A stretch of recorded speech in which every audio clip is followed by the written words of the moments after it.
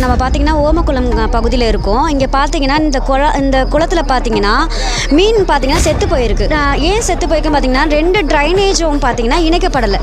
2 drainage தண்ணியும் இந்த குளத்தில் வந்து கலந்து அந்த மீன்கள் சாகுதுன்னா இதோட வாசனையில் இந்த நாற்றத்தில் பார்த்தீங்கன்னா குழந்தைங்களால் விளையாட முடியல, அதுங்களுக்கு உடம்பு சரியில்லாமல் ஆகுது, நிறைய ப்ராப்ளம்ஸ் வருது.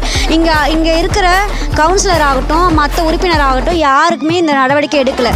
இந்த குளத்தில் மீன்லாம் செத்து போயிருக்கு, யாருன்னா வந்து நடவடிக்கை எடுத்தாங்களா? யாரும் வரல சாய, வராங்க பார்க்குறாங்க போய்க்கினே இருக்கிறாங்க. அது கூட பெருக்கிறவங்க வராங்க பார்க்குறாங்க, அவங்க போகிறாங்க, சுண்ணாம்பு வரைய அந்த கொட்டு போகிறாங்க.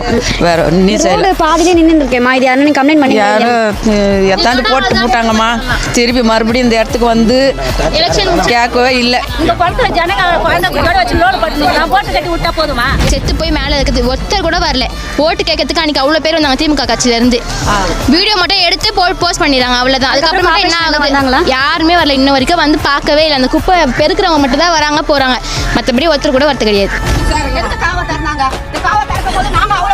அந்த காவை எத்தனை ஜாயின் பண்ணி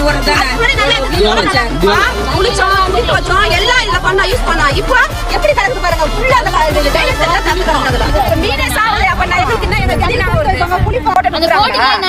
சும்மா சுத்தி பாக்கிறதுக்கு ஜாலியா இருக்கிறதுக்கு மக்கள் எவ்வளவு பேர் கஷ்டப்படுறாங்க, அதை பார்க்க வேண்டியதான அரசியல்.